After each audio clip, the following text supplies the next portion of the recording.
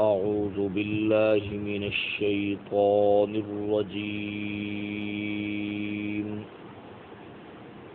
بسم الله الرحمن الرحيم.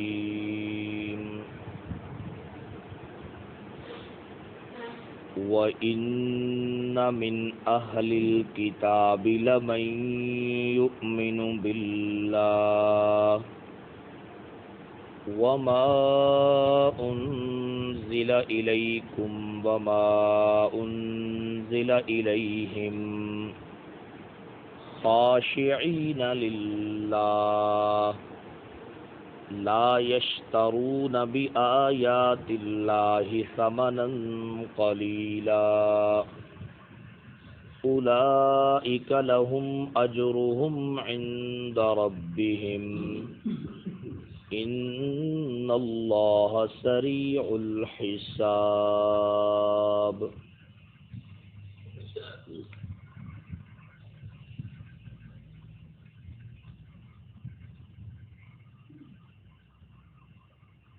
اور بے شک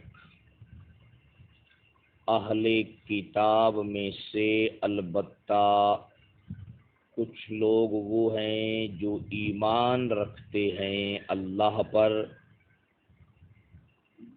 اور اس کتاب پر جو نازل کی گئی آپ کی طرف اور اس کتاب پر جو نازل کی گئی ان کی طرف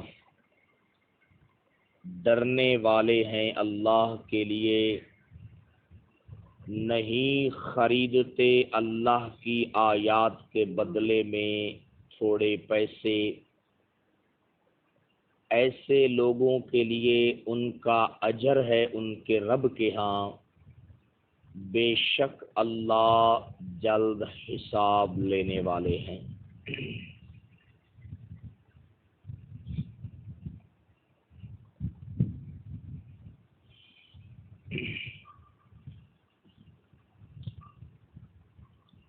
ترجمہ سے کچھ بات آپ کی ذہن میں آ گئی ہوگی کہ اس آیت مبارکہ میں اہل کتاب یہود و نصارہ کے کچھ لوگوں کی تعریف فرمائی گئی ہے، ان کی تحسین کی گئی ہے. آپ یہ دیکھیں کہ سورہ آل عمران کے آغاز سے لے کر اس سے پیچھے تک اہل کتاب یہود و نصارہ کو اسلام کا مد مقابل بنا کر اس کو پیش کیا گیا ہے، اور ان کے مختلف قسم کے عزائم، مختلف قسم کی اسلام کے خلاف ان کی تدبیریں اور منصوبوں کا تذکرہ کیا گیا. اب جب سورت کا اختتام ہونے والا ہے تو اللہ رب العزت نے آخر سورت میں اہل کتاب میں سے کچھ وہ لوگ جو اچھی صفات کے حامل تھے اب ان کی آخر میں تعریف ذکر فرمائی ہے. اس لیے کہ قرآن مجید جو ہے چونکہ اپنے ماننے والوں کو اعتدال کا حکم دیتا ہے، میانہ روی کا حکم دیتا ہے، تو قرآن خود بھی اسی کے مطابق چلتا ہے. اللہ رب العزت نے مختلف جگہ کے اوپر جہاں پر بد کردار لوگوں کی مذمت بیان کی ہے، اگر اسی طبقے میں سے کچھ اچھے لوگ بھی ہیں تو اللہ نے ان کی تعریف بھی بیان فرمائی ہے. ابھی آپ دیکھیں سورہ بقرہ میں بھی ہم نے سنا، آل عمران میں بھی سنا، ابھی یہ بالکل پچھلے رکوع میں سنا اہل کتاب کے علماء کے بارے میں کہ اللہ نے ان سے عہد لیا تھا کہ تم اللہ کی کتاب کے سارے مضامین کو بیان کرو گے اور کسی کو بھی تم چھپاؤ گے نہیں، لیکن انہوں نے اللہ کی کتاب کو اپنی پیٹھوں کے پیچھے ڈال دیا. وَاشْتَرَوْا بِهِ ثَمَنًا قَلِيلًا، اور اللہ کی کتاب کے بدلے میں لوگوں سے کیا ہے، مال لے لیا اور اللہ کی کتاب کے مسئلے کو چھپا دیا. اب اللہ فرما رہے ہیں کہ ٹھیک ہے، ان کی اکثریت تو اسی طرز کے اوپر چل رہی تھی، مگر انہی میں سے کچھ لوگ وہ بھی ہیں کہ جن کے بارے میں میں خود گواہی دے رہا ہوں، لا یشترون بآیات اللہ ثمنا قلیلا، کہ یہ میری جو کتاب ہے تورات اور انجیل، اس کو جس طرح میں نے نازل کیا ہے، جو مسائل میں نے بیان کیے ہیں، ہر چیز کو بیان کرتے ہیں اور کسی چیز کو بھی چھپاتے نہیں، اور اللہ کی کتاب کے بدلے میں لوگوں سے غلط مال بھی حاصل نہیں کرتے. سمجھ گئی؟ تو آخر صورت کے اندر اللہ رب العزت نے بڑا ایک عجیب جملہ ذکر کیا ہے. فرماتے ہیں کہ شروع صورت سے لے کر جن کو اپوزیشن کے طور پر ذکر کیا ہے، اب انہی میں سے کچھ لوگوں کی کیا کی جا رہی ہے؟ تعریف کی جا رہی ہے. سمجھ گئی؟ کیوں؟ یہ بات ایک جو ہے اٹل حقیقت ہے کہ جس طرح کہتے ہیں کہ 5 انگلیاں برابر نہیں ہے. سمجھے گی نا؟ ہر طبقے میں اگر برے لوگ ہیں تو کچھ نہ کچھ اس طبقے میں کیا ہے؟ اچھے لوگ بھی ضرور ہوتے ہیں. سمجھے گی جناب؟ جب سب لوگ ہی برے ہو جائیں گے، سب لوگ ہی غلط راستے کے اوپر چل نکلیں گے، تو پھر آسمان اور زمین کا نظام بھی کیا ہو جائے گا؟ ختم ہو جائے گا. سمجھے گا؟ تو کچھ نہ کچھ ہر محکمے کے اندر، ہر طبقے کے اندر الحمدللہ اچھے لوگ بھی کیا ہے؟ موجود ہوتے ہیں. سمجھ آئے گی؟ اب ذرا دیکھیے ایک اور انداز سے. اب سورۃ بقرہ جو آغاز ہے اس کے ساتھ مفسرین اس کو بیان کر رہے ہیں. کہتے ہیں دیکھیے اللہ رب العزت نے سورۃ آل عمران کے اختتام پر 2 جماعتوں کا تذکرہ کر دیا ایمان والوں کا. ایک تو وہ لوگ ہیں کہ لاکن الذین اتقوا ربہم، جن کا کل تذکرہ آپ نے سنا کہ ان کے لیے باغات ہیں، ہمیشہ اس میں رہیں گے، اور جو کچھ ملے گا وہ کیا ہے؟ بطور مہمانی کے ملے گا. تو یہ حضرات صحابہ کرام کا تذکرہ ہو گیا، یعنی کہ جو اہل کتاب کے علاوہ ایمان والے لوگ تھے. اب اہل کتاب میں سے جو لوگ ایمان لائے ان کا کیا ہو رہا ہے؟ تذکرہ ہو رہا ہے. فرماتے ہیں سورۃ بقرہ کے آغاز میں بھی ایمان والوں کی انہی 2 جماعتوں کا تذکرہ ہے. دیکھیے اللہ فرماتے ہیں ذالک الکتاب لا ریب فیہ ھدی للمتقین. متقین کون ہیں؟ 2 جماعتیں ذکر کی ہیں. فرمایا الذین یؤمنون بالغیب. سمجھ آئے گی؟ یہ وہ لوگ ہیں جو اہل کتاب کے علاوہ ایمان لائے تھے. سمجھ آئے گی؟ جس طرح مکہ میں جو قریشی تھے، کچھ اور قبائل کے لوگ جو تھے جو پہلے شرک کرتے تھے، ان میں سے جو لوگ ایمان لائے.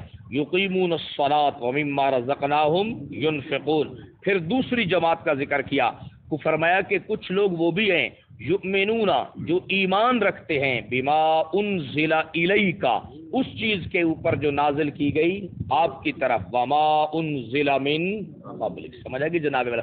تو اللہ کے نبی صلی اللہ علیہ وسلم کے اوپر ایمان لانے والی جماعتیں 2 قسم کی تھیں. سب کو صحابہ کہتے ہیں، مگر ان میں سے ایک طبقہ وہ تھا جو اہل کتاب کے علاوہ تھے، یعنی وہ اسلام قبول کرنے سے پہلے نہ یہودی تھے نہ عیسائی تھے، ان کے علاوہ تھے، اور وہ اللہ کے نبی کے اوپر کیا لے آئے؟ ایمان لے آئے. اور دوسرا طبقہ اہل کتاب میں سے لوگ تھے جو کیا لے آئے؟ ایمان لے آئے. تو سورۃ بقرہ کے آغاز میں جن ایمان والوں کی 2 جماعتوں کا تذکرہ ہے، سورۃ آل عمران کے اختتام پر بھی اللہ انہی 2 جماعتوں کا کیا کر رہے ہیں؟ تذکرہ کر رہے ہیں. لاکن الذین اتقوا میں اہل کتاب کے علاوہ لوگوں کا تذکرہ ہے، وَإِن مِّنْ أَهْلِ الْكِتَابِ میں اہل کتاب کے ایمان والے لوگوں کا کیا ہے؟ تذکرہ. سمجھ آئے گی جناب؟ اب ذرا اس کے اندر جو کچھ بیان کیا گیا ہے میں پہلے اس کا پس منظر آپ کی خدمت میں عرض کرتا ہوں. اللہ رب العزت نے جو فرمایا نا کہ ایسے جو اہل کتاب ہیں ان کے لیے اولئک لہم اجرہم، ان کے لیے کیا ہے؟ اجر ہے، عند ربہم، ان کے رب کے ہاں. پہلے میں اس کا تھوڑا سا پس منظر عرض کرتا ہوں جس سے آیت مبارکہ جو ہے وہ سمجھنے میں بہت فائدہ ہوگا.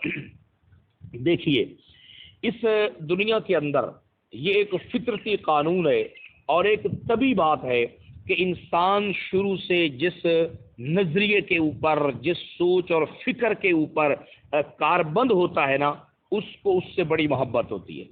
اس کو کیا ہوتی ہے؟ بڑی محبت ہوتی ہے جناب والا. اور جو اس کی سوچ، فکر اور نظریے اور فکر کے علاوہ لوگ ہوتے ہیں ان سے ان کو رقابت ہوتی ہے. کیا ہوتی ہے بھائی؟ یعنی محبت ان کو نہیں ہوتی. سمجھ آئے گی نا؟ ایک لفظ تو ہے رفیق اور ایک لفظ کیا ہوتا ہے؟ رقیب. سمجھ آئے گی جناب والا؟ تو رقیب وہ ان کو رقابت ہوتی ہے، ان کو اس سے کوئی محبت نہیں ہوتی جناب والا.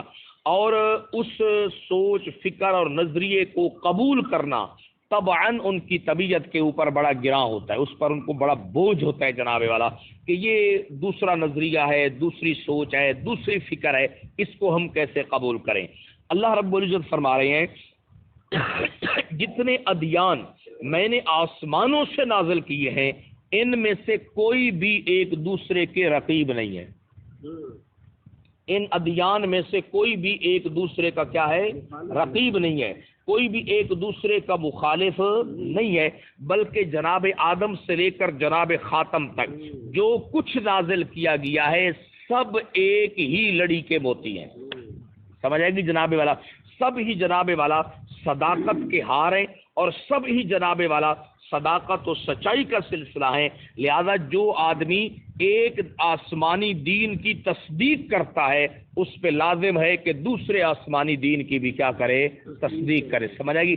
کیوں؟ اس لیے کہ اللہ کی طرف سے جو ادیان اوپر سے نازل کیے گئے ہیں ان میں کسی کے اندر بھی کوئی فرقہ واریت نہیں ہے، ان میں کسی کے اندر بھی ایک دوسرے کے ساتھ کوئی تضاد نہیں ہے، وہ آپس میں ایک دوسرے کے مخالف نہیں ہیں، آپس میں ایک دوسرے کے دشمن نہیں ہیں، آپس میں ایک دوسرے کے جناب والا متنافر نہیں ہے، بلکہ ہر بعد میں آنے والا اپنے سے پہلے والوں کی کیا کرتا ہے؟ تصدیق کرتا ہے. فرمایا کہ جب اللہ کی طرف سے ہر بعد میں آنے والا جو دین ہے، بعد میں آنے والا جو رسول ہے، جب وہ پہلوں کی تصدیق کرتا ہے تو لوگوں کو بھی چاہیے کہ جو ایک دین کے اوپر عامل ہو، اگر نیا دین آ جائے تو اس کے ساتھ رقابت نہ کریں بلکہ اس کی تصدیق کریں. اس کی کیا کریں بھائی؟ تصدیق کریں. سمجھے گی جناب والا؟ اب اگلی بات سمجھے، یہ ایک بات ثابت ہو گئی کہ ادیان سماویہ کے اندر کوئی ایک دوسرے کے ساتھ مخالفت نہیں ہے، ایک دوسرے کے ساتھ دشمنی نہیں ہے، ایک دوسرے کے ساتھ وہ فرقہ نہیں ہے، بلکہ ان سب میں کیا ہے بھائی؟ اتحاد ہے. وہ سب جناب والا چونکہ آسمانی ہے، اللہ کی طرف سے نازل کیے گئے ہیں، ان کے درمیان آپس میں کیا ہے؟ اتحاد ہے. اب دوسری بات سمجھیے، اب اگر کوئی آدمی ایسا ہے جو پہلے ایک آسمانی دین پر، آسمانی کتاب پر، سچے پیغمبر پر ایمان رکھتا ہے جناب والا، اس پر کیا لازم ہے کہ بعد میں آنے والی آسمانی کتاب اور اس کے نبی پر کیا لے آئے؟ ایمان لے آئے، اس کی تصدیق کرے. اب اگر وہ اس طرح کا کام کرے گا، اس طرح کا کیا ہے کام؟ اب آیت کے پس منظر جو اگلا حصہ ہے وہ عرض کرتا ہوں کہ اب اگر کوئی آدمی اس طرح کرے گا تو یہ نہیں ہوگا کہ اس کا جو پہلے نبی پر اور پہلی آسمانی کتاب پر ایمان ہوگا وہ ضائع ہو جائے گا. نہیں، اولئک لہم اجرہم، اولئک لہم اجرہم، ان کو اجر ملے گا پہلے آسمانی دین کو بھی ماننے کا اور دوسرے آسمانی دین کو بھی. یہ بات سمجھائی جا رہی ہے. اصل وجہ یہ ہو گئی کہ اہل کتاب میں سے کچھ لوگ جب ایمان لے آئے تو یہود میں سے گنتی کے مفسرین نے ذکر کیا صرف 10 افراد ایمان لائے تھے. بہت ضدی لوگ تھے اور بڑے سخت لوگ تھے. اور اہل کتاب میں سے جو نصارہ کا طبقہ ہے اس میں بہت سارے لوگوں نے کیا ہے؟ ایمان اور اسلام کو قبول کر لیا تھا، جس میں وہ جو حبشے کا بادشاہ جو تھا نجاشی اصحامہ، اس کے دوستوں نے بھی اسلام قبول کیا، اور اسی طرح آس پاس بہت سارے لوگوں نے اسلام قبول کر لیا. تو ان کے جو باقی جنہوں نے ایمان اور اسلام قبول نہیں کیا تھا، جو ان کے علماء تھے، جو ان کے رہبان تھے، یا دوسرے لوگ تھے، وہ کہتے تھے جب تم نے جناب والا اب آخری پیغمبر کے اوپر تم ایمان لائے ہو، قرآن پر ایمان لائے ہو، موسیٰ پیغمبر پر، عیسیٰ پیغمبر پر، تمہارا ایمان ضائع ہو گیا ہے. تمہارا ایمان کیا ہو گیا ہے؟ ضائع ہو گیا جناب والا. اب تمہیں اس کے اوپر کچھ بھی ملنے والا نہیں ہے. اللہ رب العزت نے ترغیب دی ہے. اللہ فرماتے ہیں بعد میں آنے والے دین پر جو ایمان لائیں گے نا ان کو پچھلے کا بھی اجر دوں گا، اگلے کا بھی کیا ہے؟ اجر دوں گا. فرمایا اس سے اجر ضائع نہیں ہوگا. ہاں اگر کوئی آدمی پہلے دین پر اور نبی پر ایمان رکھتا ہے، بعد میں آنے والے دین اور نبی پر ایمان نہیں رکھے گا تو پچھلا بھی ضائع ہو جائے گا. سمجھ آئے گی جناب والا؟ یہ کچھ اس کا پس منظر ہے جو آپ کی خدمت میں نے عرض کیا ہے. اگر آپ کو سمجھ آ جائے کہ اس کا مطلب کیا ہے کہ اگر ایک دین پہلے سے موجود ہے، جو نیا دین آیا ہے، جو اس پر ایمان لائے گا تو پچھلا اجر بھی باقی رہے گا اور نیا اجر بھی ملے گا. یہ اللہ فرما رہے ہیں. یہ ان لوگوں کے سوال کے جواب میں اور ان کی مذمت کے لیے ہے جو حضرت عبداللہ بن سلام اور ان کے ساتھیوں کو کہہ رہے تھے. سمجھ آ گئی؟ اگلے تو بھی گیا تھے کہتے نہیں جناب اس قسم کے جملے ہم بھی بولتے ہیں، سمجھ آئے گی؟ تو وہ ان کو کہتے تھے واہ بھائی واہ، سمجھ آئے گی؟ آگے سے بھی گئے اور پیچھے سے بھی گئے، یعنی نہ ادھر کے رہے نہ ادھر کے رہے، سمجھ آئے گی؟ تو اللہ رب العزت نے فرمایا نہیں، جو بعد میں آنے والے دین پر ایمان لائے گا پچھلا بھی قبول ہوگا اور اگلا بھی قبول ہوگا۔ ہاں، جو بعد میں آنے والے دین پر ایمان نہیں لائے گا اس کا پچھلا بھی کیا ہو جائے گا؟ ضائع ہو جائے گا۔ کیوں؟ انبیاء کے درمیان ایمان لانے میں تفریق کرنے کی اجازت نہیں ہے۔ اگر کوئی آدمی سارے نبیوں پر ایمان رکھے، صرف ایک رسول کا انکار کر دے، وہ پھر بھی کافر ہے، وہ پھر بھی کیا ہے بھائی جناب والا؟ کافر ہے، سمجھ آئے گی؟ انبیاء اور رسل کے درمیان ایمان لانے میں تفریق کی اجازت نہیں ہے، بلکہ ضروری ہے کہ تمام رسولوں پر کیا لایا جائے؟ ایمان لایا جائے۔ یہودیوں کی جن جن باتوں میں مذمت کی گئی ہے اہل کتاب کی، ان میں سے ایک بات ان کی یہ بھی ہے کہ کچھ نبیوں پر ایمان رکھتے تھے اور کچھ نبیوں پر ایمان نہیں رکھتے تھے۔ اللہ رب العزت نے اس کے لیے کیا فرمایا، ذرا دیکھیے، یہ بالکل چھٹے پارے کا آغاز ہے۔ اللہ فرماتے ہیں ان الذین یکفرون باللہ ورسلہ، بے شک وہ لوگ جو کفر کر رہے ہیں اللہ کا اور اس کے رسولوں کا، ویریدون، اور وہ ارادہ کر رہے ہیں، ان یفرقوا، یہ کہ وہ تفریق ڈال دیں اللہ کے درمیان، ورسلہ، اور اس کے رسولوں کے درمیان، ویقولون، اور وہ اپنی زبان سے کہتے ہیں، نؤمن ببعض، ہم بعض پر ایمان رکھتے ہیں، ونکفر ببعض، اور بعض پر ہم ایمان ان کا کفر کرتے ہیں۔ یعنی یہودی جو تھے جناب عیسیٰ بن مریم پر بھی ان کا ایمان نہیں تھا، اور خاتم النبیین پر بھی ان کا ایمان نہیں تھا۔ وہ اپنی زبان سے کہتے تھے ہماری مرضی ہے ہم بعض کے اوپر ایمان لائیں اور بعض کا کیا کریں؟ انکار کریں۔ اللہ نے فرمایا اولئک هم الکافرون حقا، یہی لوگ اصلی کافر ہیں، یہی لوگ کیا ہیں بھائی؟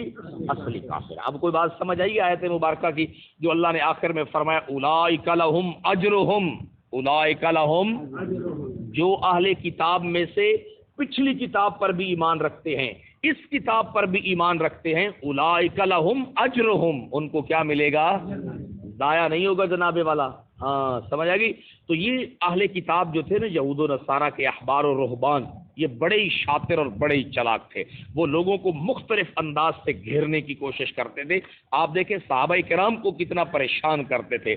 جب وہ واقعہ ہو گیا تحویل قبلہ والا، کہ پہلے بیت المقدس کی طرف منہ تھا، پھر دوبارہ بیت اللہ کی طرف کر دیا گیا، تو غزوہ احد کے موقع پر جو ہے نا قبلہ وہ بیت المقدس تھا، تو 14 صحابہ کرام جو بدر میں شہید ہو گئے نا، تو ان کے ورثاء کو بعد میں کہتے تھے اچھا تم یہ بتاؤ کہ بیت اللہ اب تمہارا قبلہ بن گیا ہے، تو وہ لوگ جو بیت المقدس کی طرف منہ کر کے نماز پڑھتے تھے اور بیچارے جان سے چلے گئے، ان کی نمازوں کا پھر کیا بنے گا؟ ان کی نمازوں کا پھر کیا بنے گا؟ تو اللہ رب العزت نے فرمایا کہ وہ جو بیت المقدس کی طرف منہ کر کے پڑھتے تھے اپنی مرضی سے یا میرے حکم سے؟ اللہ کے حکم سے۔ فرمایا جب وہ بھی میرے حکم سے یہ بھی میرے حکم سے، تو ما کان اللہ لیضیع ایمانکم، اللہ ان کے ایمان کو اور کسی چیز کو بھی ضائع نہیں کرے گا۔ سمجھ آئے گا؟ تو اصل میں یہ اہل کتاب میں سے جو لوگ ایمان لائے ان کو بشارت دی ہے، ان کو تسلی دی گئی ہے کہ تم نے ان کی باتیں سن کر پریشان نہیں ہونا، کہ یہ جو کہہ رہے ہیں کہ اگو بھی گئے تھے، ہاں اس نبی پر ایمان لانے سے پچھلا بھی بچ گیا اور اگلا بھی کیا ہے؟ بچ گیا۔ جو اگر تم اس پر ایمان نہ لاتے تو آگے پیچھے ہر چیز کیا ہو جاتی؟ ضائع ہو جاتی۔ اب ان کو کیا ملے گا؟ ایک آیت مبارکہ اور ایک حدیث پاک۔ دیکھیے ذرا، اللہ رب العزت فرماتے ہیں الذین آتیناہم الکتاب من قبلہ، یہ سورۃ قصص چل رہی ہے، اس کا پس منظر جب اس مقام پر پہنچے تو پھر عرض کریں گے، لیکن ترجمے سے بات سمجھ آئے گی۔ وہ لوگ جن کو دی ہے ہم نے کتاب اس قرآن سے پہلے، ہم بہ یؤمنون، اس میں سے بھی ایک جماعت اس قرآن پر کیا رکھتی ہے؟ ایمان لاتی ہے۔ وَإِذَا يُتْلَى عَلَيْهِمْ، اور جب ان پر ان قرآن مجید کی آیات کی تلاوت کی جاتی ہے، قالو تو کہتے آمنا بہ، ہم اس پر کیا لائے ہیں؟ ایمان لائے ہیں۔ انہ الحق من ربنا، کہ بے شک یہ قرآن بھی سچ ہے ہمارے رب کی طرف سے۔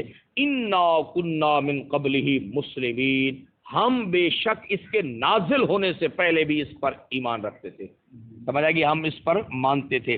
اللہ فرماتے ہیں کہ یہ اہل کتاب میں سے لوگ جو پہلے تورات اور انجیل پہ ایمان لائے، اب قرآن پر ایمان لائے، اولئک یؤتون اجرہم مرتین، اللہ ان کو ثواب بھی 2 گنا دے گا، اللہ ان کو ثواب بھی کیا ہے 2 گنا دے گا۔ 1 گنا ثواب ہے تورات پر ایمان لانے کا، انجیل پر ایمان لانے کا، موسیٰ پیغمبر پہ ایمان لانے کا، اور جو انہوں نے تورات اور انجیل پہ عمل کیا 1 دفعہ اللہ اس کا ثواب دے گا، مرتین یعنی 2 دفعہ ثواب دے گا۔ 1 دفعہ اس پہ عمل کرنے کا ثواب دے گا، جب وہ دے دے گا تو دوسری مرتبہ پھر ان کو ثواب دے گا قرآن پہ عمل کرنے کا۔ سمجھ آئے گی جناب؟ تو ان کے لیے اللہ نے فرمایا یؤتون اجرہم مرتین، یہ سارے فضائل اللہ نے اس لیے بیان کیے تھے کہ ان بیچاروں کو آگے سے پیچھے سے جب کبھی ملتے سیٹیاں بجاتے، ان کا مذاق اڑاتے اور کہتے جناب والا آسمان سے گرا کھجور میں اٹکا، جناب والا تم ہر طرف سے ہاتھ دھو بیٹھے ہو۔ اللہ نے فرمایا نہیں، ان کو میں 2 دفعہ اجر و ثواب دوں گا، 1 دفعہ ان کو نوازوں گا یعنی کہ تورات اور انجیل کی وجہ سے، پھر ان کو دوسری مرتبہ میں نوازوں گا کس کی وجہ سے؟ قرآن اور صاحب قرآن کی وجہ سے۔ سمجھ آئے گی جناب والا؟ ایک حدیث پاک ذرا سنیں، نبی رحمت صلی اللہ علیہ وسلم نے فرمایا 3 آدمی ایسے ہیں جن کو اللہ دگنا اجر دیتا ہے، ان کے ہر عمل پہ ان کو کیا ملتا ہے؟ دیکھیے ذرا، 3 قسم کے لوگ ہیں جن کو اللہ 2 گنا اجر عطا فرماتے ہیں ان کے ہر عمل کے اوپر۔ دیکھیے ذرا، حدثنی ابو بردہ عن ابیہ، سمجھ آئے گی؟ ابو بردہ تابعی جو ہیں اپنے والد سے روایت کرتے ہیں، قال وہ کہتے ہیں قال رسول اللہ صلی اللہ علیہ وسلم نے فرمایا ثلاثۃ لہم اجران، 3 آدمی ایسے ہیں جن کے لیے ڈبل اجر ہے، جن کے لیے کیا ہے؟ 1 نہیں، اجران، 2 اجر ہیں ان کے عمل کے اوپر۔ وہ کون ہے؟ نمبر 1 رجل من اہل الکتاب، رجل من وہ آدمی جو ایمان جو کس میں سے ہے؟ اہل کتاب میں سے ہے، آمن بنبیہ، وہ ایمان لایا اپنے نبی کے اوپر بھی، وآمن بمحمد صلی اللہ علیہ وسلم، اور ایمان لایا محمد صلی اللہ علیہ وسلم کے اوپر بھی۔ اس کی تفصیل آپ سن چکے ہیں، یعنی اہل کتاب میں سے تھا، تورات اور انجیل پر ایمان لایا، موسیٰ اور عیسیٰ پر ایمان لایا، پھر اس کے بعد ایمان لایا محمد صلی اللہ علیہ وسلم پر۔ اللہ کے نبی فرماتے ہیں اس کو ہر عمل کے اوپر کتنا اجر ملے گا؟ اجران، ڈبل اجر ملے گا۔ سمجھ آئے گی؟